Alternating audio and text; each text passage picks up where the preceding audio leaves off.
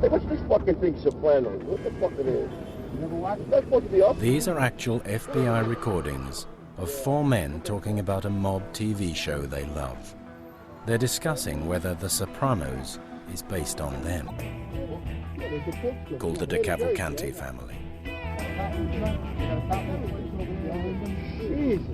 These recordings were later used in court to convict them of murder, racketeering, extortion, illegal gambling, bribery, organized crime. They would rather break your arm off and beat you to death with your own arm rather than make love to a woman. He stabbed the guy in the eye with a fork. The fuck move! Violence and intimidation is why they survive. Oh, shit! This is a true story of extreme violence, brutality, and fear. These guys aren't just like the Sopranos, the intimate tale of their rise and fall.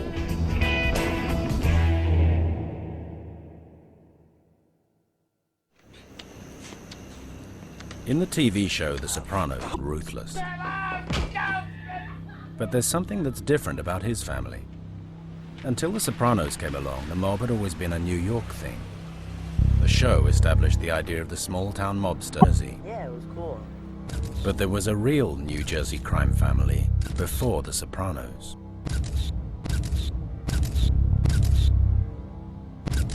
The DeCavalcante family were based on the wrong side of the Hudson River.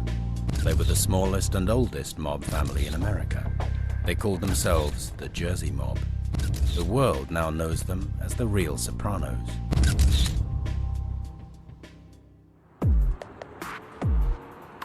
Whoever the scriptwriters have listened or read the tapes of actual conversations. So in the mob vernacular, You piece of shit! profanity serves both as a noun and a verb, Fuck all of them. an adjective, an adverb. Open the fucking door. Open the fucking door! It's every part. Similarities between the Sopranos and the real New Jersey mob don't stop at the way they speak. Both families hung out at a pork store and the fictional Santana. Real gangster pork store, and then walk down the street and go to the TV pork store. Tony Soprano reveals his caring side when underboss Jackie Aprile dies of stomach cancer. In 1992, real DeCavalcante underboss Jake Amari died of stomach cancer. But in the real New Jersey crime family, there was one man who could claim the most unbelievable parallels with the fictional New Jersey crime family. Vinnie Palermo, known as Vinnie Ocean, has the strongest claim to be the real Tony Soprano. Tony Soprano owns a strip club, the Bada Bing. Vinnie Ocean owned Wiggles, a strip club in Queens. Tony and Vinnie are both capos. Both their crews are murderous and often incompetent. Tony Soprano lives in a mini mansion. Vinnie Ocean lived in this mini mansion. Both Tony and Vinnie take over their family without officially becoming boss. And both of them have trouble spelled with a capital FBI. What's going on? What are you doing? The world of the real Tony Soprano, Vinnie Palermo, was just as brutal and sometimes funnier than fiction. All right, we'll go to plan B. I'll talk to you later. And the mob isn't a career you retire from. You either die, you go away, or you cooperate. There's really no other way out of it. The rise and fall of Vinnie Ocean began in 1989.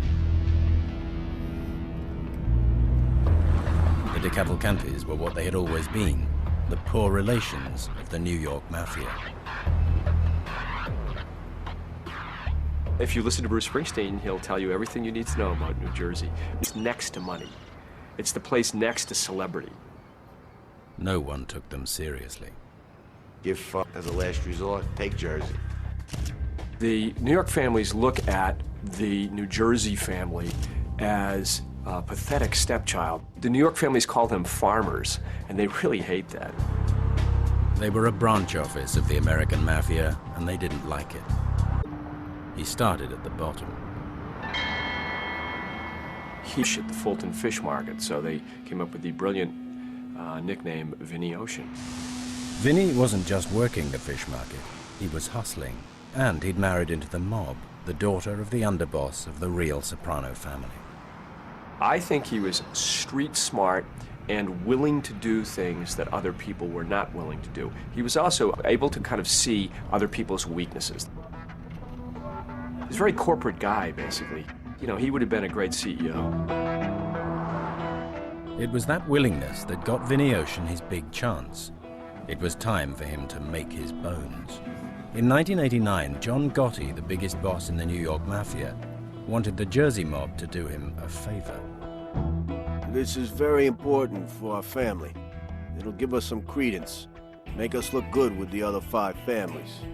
John Gotti always kind of looked at the DeCavalcante family as a Jersey mall or something.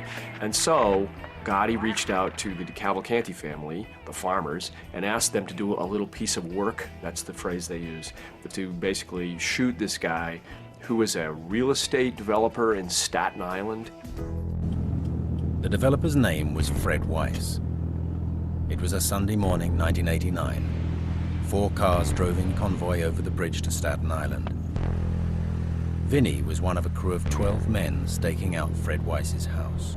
He comes walking out of his house on a September morning, September 11th, 1989, and he comes walking out of his door, and 2 guys walk up and shoot him in the face.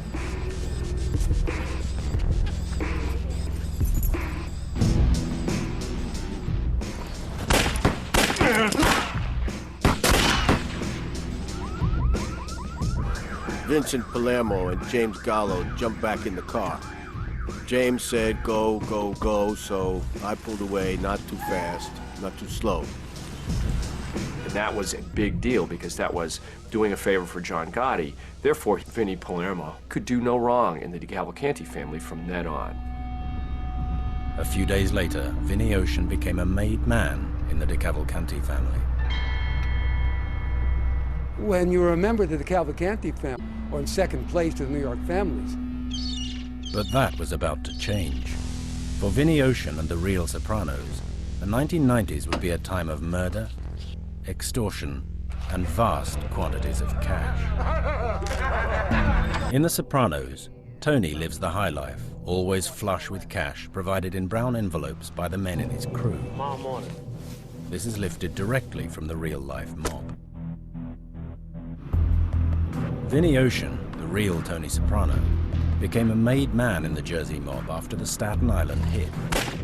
Now he, too, was part of that money. Getting into the family was as hard as getting into the most exclusive country club in America. It was an honor, not easily bestowed. Carefully structured business. You have a boss, you have an underboss, you have a consigliere, and I would be called the administration of the family, the 3 highest people in the family. The boss was the only one who could appoint the capos. The capos were people, captains, who controlled the real working crews or units. Each capo had at least 10 people who were known as soldiers, people who were formerly and underwent a blood induction into the family. Vinny was now a soldier, a made man. He had taken an oath never to reveal the family secrets on pain of death. He'd moved up a rung from being an associate. Somebody that they can depend on to do dirty work that they need, you know, it's gonna push your chances up to become a member. In the modern mob, it's all about those and capos to the administration.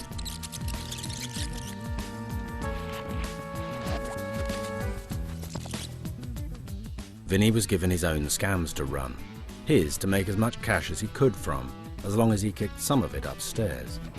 These were the classic mob schemes: money lending and illegal betting. As long as there's gambling and loan sharking, the mafia will be alive and well. Frank Santasola spent 20 years as a cop, better than anyone else how mob scams work, because he's done them himself. This is the Park Hill section of Yonkers, South Yonkers. There used to be a club here, right here. I used to turn in work. This was a certain guy's club.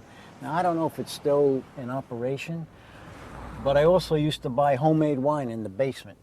Frank was working as a numbers runner, the bottom of the mob hierarchy. Most of Vinny Ocean's lottery. People would bet on what 3 numbers would come up as the total gambled at the Brooklyn racecourse. Different outfits have different payouts. Like the outfit I worked for, they were paying 550 to 1. People love to gamble.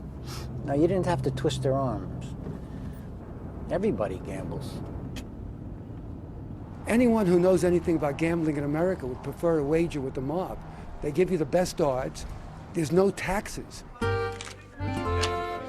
A lot of guys who gamble end up borrowing money, and if they can't go to the bank and say, I want to gamble $450,000, hey, no problem, and then you gamble it, and what happens? You lose. Put money out on the street at jaw-clenchingly high rates of interest.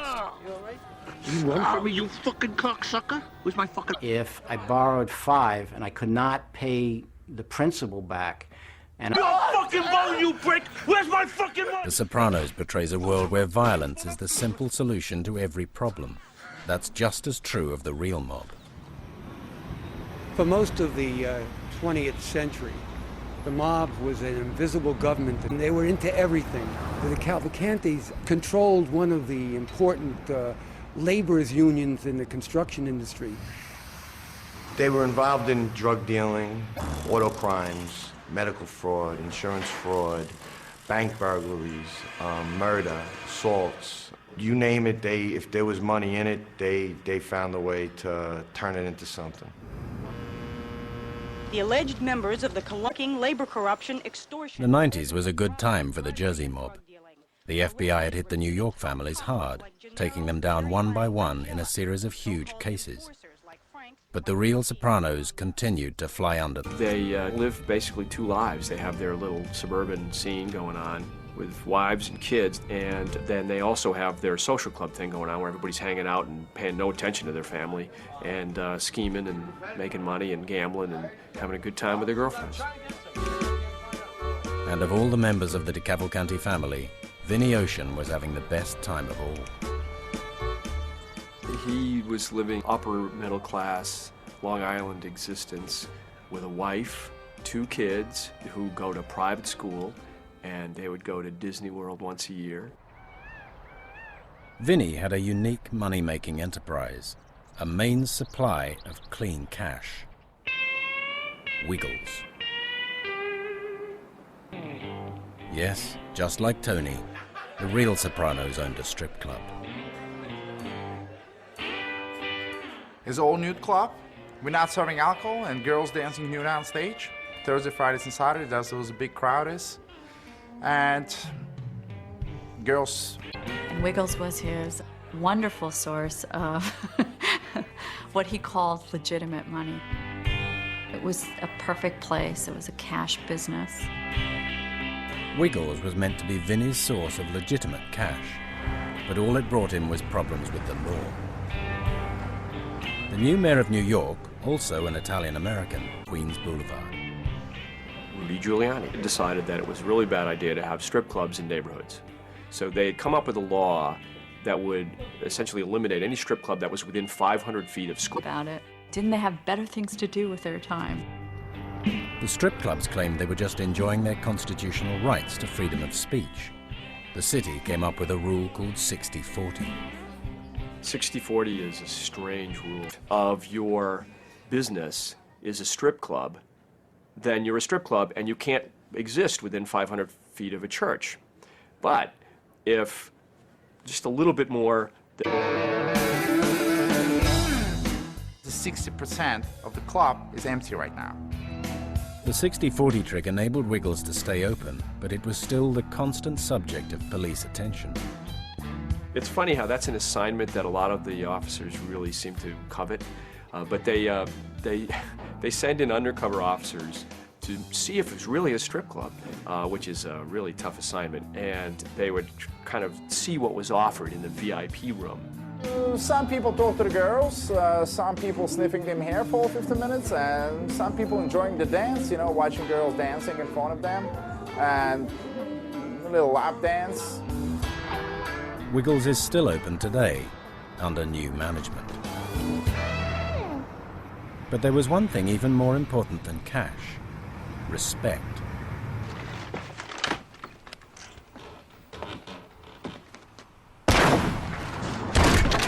On TV, Tony Soprano was prepared to kill his oldest friend over a matter of respect. It was even more true for the real Sopranos, a mob family with a collective inferiority complex, terrified that New York didn't give them the respect they deserved. They cultivate an image of cool guys. That's how they recruit. It's not, I mean, can you imagine that you'd be able to walk around a neighborhood in Brooklyn and say, hey, let's all become heroin dealers? That doesn't really work, even though they're heroin dealers.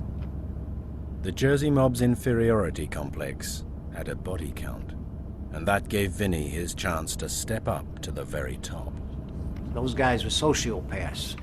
They would rather break your arm off. Weddings, wakes, funerals.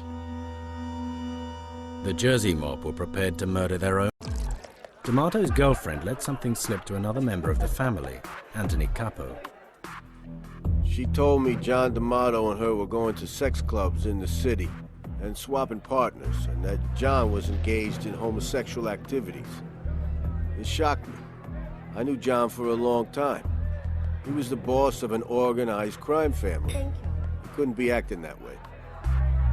Anthony felt he just had to tell other people about this because supposedly the mafia has a rule which says you can't be gay and be in the mafia. I've met Anthony Capo once.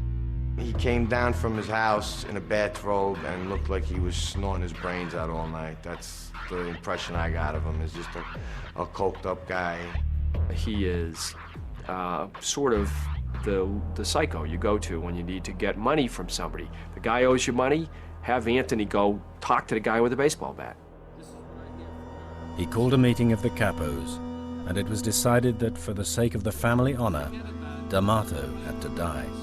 Nobody's gonna respect us if we have a gay homosexual boss sitting down and discussing Cosa Nostra business with other families. I don't think any family would be too pleased to hear that their boss was actually found in a gay bar. I don't think that would go over too well, at all. A car was waiting outside D'Amato's house. D'Amato came out and got in. Capo turned and shot him twice in the face.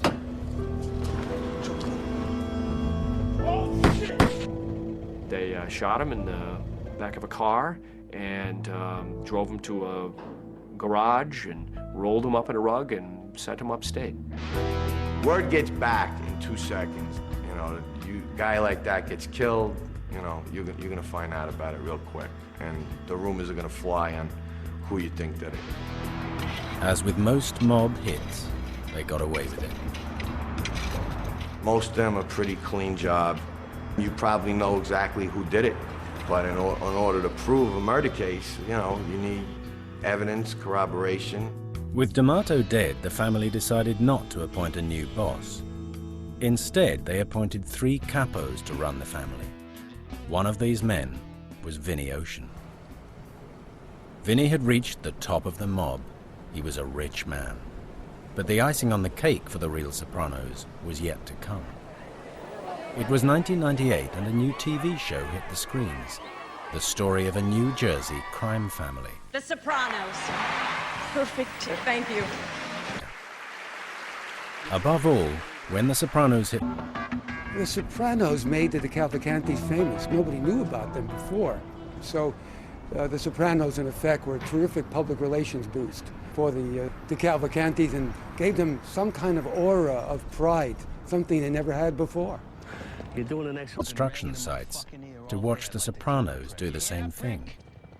And they loved it.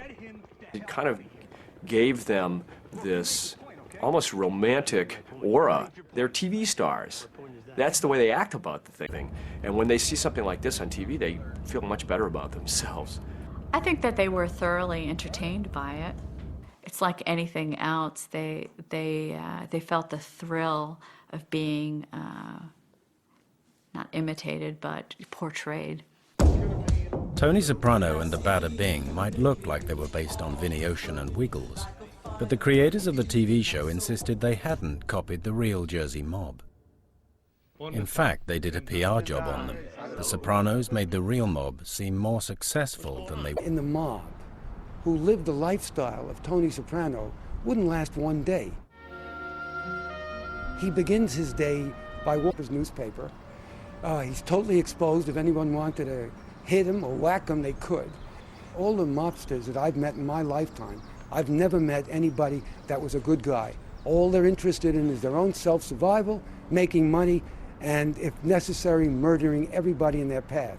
Soprano is not your typical mobster.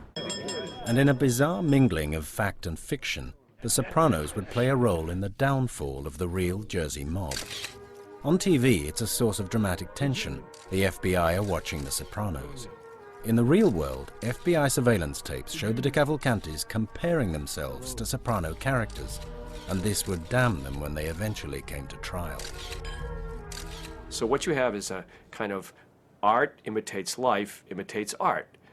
And you have gangsters sitting around watching The Sopranos and learning from them and imitating them. One of the arguments was, you know, the government can't prove that they're a crime family. And I said, what are you kidding?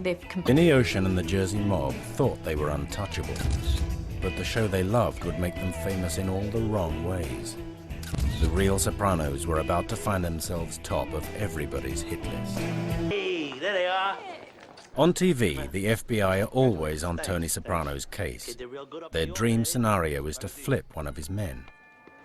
Big Pussy is a central figure in Tony's tightly knit crew, but with a drugs charge. With the fictional New Jersey mob making the headlines, the FBI were forced to do something about the real Sopranos. Their #1 target was acting. At the end of the day, you need a break. You need somebody who's going to do more than just... Maria got her break and Vinny met Iguarino. He was a short guy, medium build, salt and pepper hair, impeccably dressed, you know, a little bit of an olive complexion, you know, had to talk. Ralphie was a tough guy. He's not going to go around killing people. But what he's going to do is he's going to have his schemes. And this guy's like lives to scheme. He schemes the way I dream. Ralphie's big scam was a delivery of cash coming to the World Trade Center on the 13th of January 1998. The security van with the money arrived in the underground car park at 11 a.m. 2 guards put bags of money on a trolley and took the lift to the 11th floor. Would pull some guns out, grab these bags that were being transported by bank employees, and take the elevator down and get out of the building with bags of cash. They walked out of the building with $3 million in bags, as nonchalant as you like. As the elevator doors opened on the 11th floor... But the heist didn't go exactly as planned. As Ralphie later put it, the 3 guys he chose for the job turned out to be morons. They forgot that there were cameras all over the place. And in one particularly beautiful moment, they looked right up into the camera, which ended up on the front page of just about every newspaper the next morning. I don't know, within days they had all of them. They got off the lift at the wrong floor. Even worse, they'd taken foreign currency, useless to Ralphie. It was very amusing to the general New York population because here they were, they wore all these ski masks and they covered themselves up, and then they went out in the hallway, took everything off, and whoosh. The robbery was linked back to Ralphie almost immediately. A senior FBI agent turned up at his house and offered him one chance. Almost immediately. A senior FBI agent turned up at his house and offered him one chance to stay out of jail. He was able to talk him through it and basically laid the cards on the table and said, here are your options, and you're doing yourself a lot of good and everybody else a lot of good if you know, join Team America. And he did. He persuaded him. Ralphie was now a rat. His job was to wear a wire and get close to Vinny Ocean. If somebody suspects you and they do realize that you're taping them, you know, you're gonna get killed. There'd be some occasions where I would wear a wire. Ralphie was shown how to tape his friends. Frank Santasola is one of only a handful of cops who have ever infiltrated the mob. I tape it to my chest area by the solar plexus because indented there. And, you know, these guys are pretty smart. They're always bumping into you for a reason, to find out if you're wired. So there was a few ways of doing it. You know, and as you're doing this, for me, going through my mind is my mission. I knew information, I had to get it within that hour and a half, and that's plenty of time. So you hit the record button, you see the red light go on, so now you know it's recording. And then I always would say to myself, you know, I saw the red light, because you know what? Emotions come into it. And sometimes your mind plays tricks on you. Did I put it on? Didn't I put it on? Now I know it's on. And now I'm live, I'm ready to go. Nobody's gonna... I'll look natural, right? Just like Frank, even once he got on the inside, Ralphie would never be sure he was safe. I remember walking into the social club, and there was no move to the bar, and this guy Frank goes, "Hey, Cheech, we know you're a cop. Now we want you to take this money and get the fuck out of here." I had to sort of like think pretty quick, so I went to grab the money. "Cop, I ain't, but I'm taking your money." And the guy puts his hand on mine, and he says, "Look, Cheech, we just have to, you know, we just got to make sure. We just got to make sure." This was the bar. Right here. When did they flip you? Tell me. Don't lie. Flip? Ralphie had plenty to fear. The way the Sopranos dealt with their rat was realistic enough. No one saw the FBI visit Ralphie was a guy who had just pulled off a massive heist, and that made him welcome in the Jersey mob. Ralphie Guarino became the newest member of Vinny Ocean's crew. Ralphie comes into the family because guys and all this, it's about money. It's a business. Ralphie was put with Vinny's driver, Joey Masella, known as Joey O. Joey was really a poor schmuck. He was an errand boy, collecting large amounts of money for Vinny Palermo. Most guys in the modern mob were more like Joey than Vinny, scratching a living from disorganized crime. They managed to combine extreme violence with comical incompetence. A guy like Ralphie looked to Vinny like a godsend. How could they not have known that Ralphie would possibly become an informant after his genius scheme exploded onto the front page of every newspaper in New York? It's hard to know, except I would point out that Ralphie kept bringing the money in, and as long as that money's coming in, the incentive to just whack somebody, it's just not there. Joey, on the other hand, had debts up to his eyeballs. Problems with his wife, problems with his ex-wife, problems with his girlfriend. He was one screw-up away from some serious trouble. He was trying to run his own gambling business, and he had terrible luck. Always. I mean, running an illegal gambling business is very, very stressful. You got to pay off your bets, and if you don't have money, and if you haven't calculated correctly, you're always owing money, and it's a huge problem. He is always desperate for cash and constantly trying to come up with ways to make money. Joey had been waiting half a lifetime to become a made man. Finally, Vinny gave him his chance. Vinny wanted his rival, Big Ear's Charlie Majuri, dead. Majuri lived with his mother in this house in Linden, New Jersey. At the point that you're asked to do it, you basically have two options. Do it, or you better turn yourself in somewhere, because it's not as if you have any other choice. Are you sure we got the right house? I hope so. Out. Killing Big Ears would get Joey back in the family's favor. Instead, he achieved nothing. The guys he was with didn't really seem to have much of a plan. It was pretty much go up to the door. If he answers it, we'll shoot him sort of thing. Who gives a shit if he lives with the mother or not? I'm just worried about the guy Let's across get the it street. done.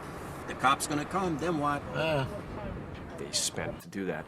Fuck it, you guys got nothing to do anyway. Finally, they just all gave up and drove off, and that was the end of it. And Joey Masella flew down to Florida, and he just He just said, I'm not. Made guy gone. But you have to ask yourself this question. Have you ever shot anybody? What's it like? How do you do it? How do you do it right? You go to school to learn how to do that? Joey went back to his version of everyday life. This is the business end of organized crime. Two guys in a car, driving round trying to think of ways to make money.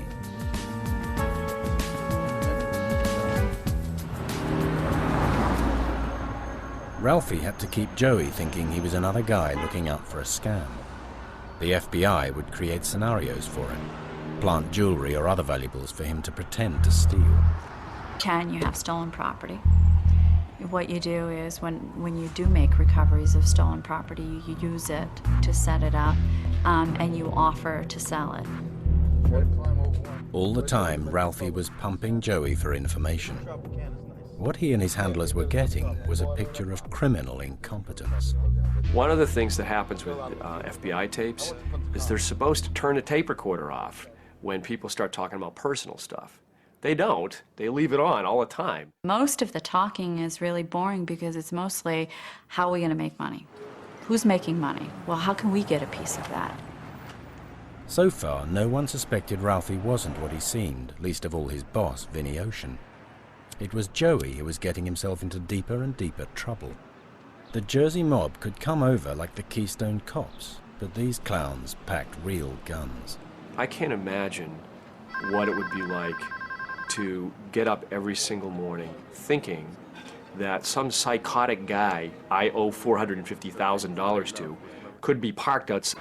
He owed lots of money to people, and he owed money to people that were in other families. And whenever there's an issue about that, then the person that they're going to go to with their beef is your boss. Fuck out of here. Vinny had had enough. He told Joey he should have him killed. In his case, I think he became kind of an embarrassment. It was October the 10th, 1998. Joey got a call from a bookmaker who owed him money to say he'd got $10,000 for him. He was called to a golf course way out in Brooklyn. They lured him out to a parking place.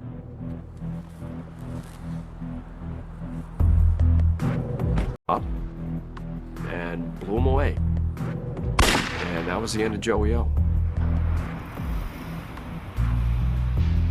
They were all trying to kill each other because everybody thought everybody else was becoming an informant.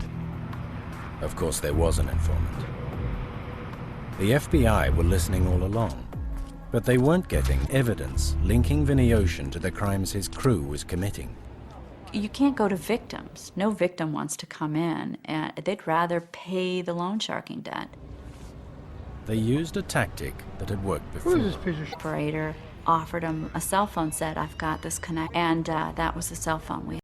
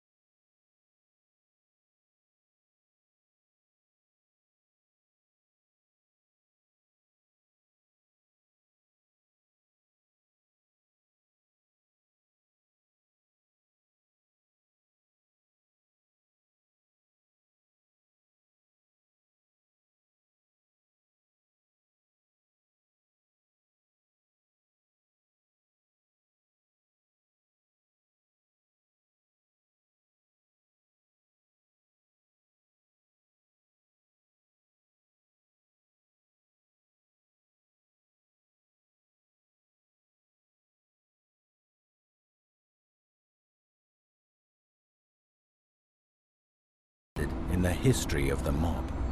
FBI, open up! In The Sopranos, Tony is always waiting for that unwelcome knock at the door. The DeCavalcante crime family is one of the oldest and most entrenched crime families in the Cosa Nostra. On the second of this ever swoop on the mob. The press called it the real Sopranos case. Vinny Ocean. Palermo was found under circumstances that would indicate he was leaving home. The day that we were supposed to take down the first case, I think 6 or 7 of the top defendants weren't home. He had a bag with him and money with him, and he was, you know, he clearly was ready to take off. But Vinny didn't get away. Like the rest of the family, he found himself in jail. The FBI had come. They effectively brought the whole family down, and they arrested almost everybody, which is kind of unprecedented. Vinny was facing serious jail time. They included murder conspiracies, loan sharking, extortion, fraud, the interstate transportation of stolen property, all manner of charges. It was when you're facing that, the stronger the charges,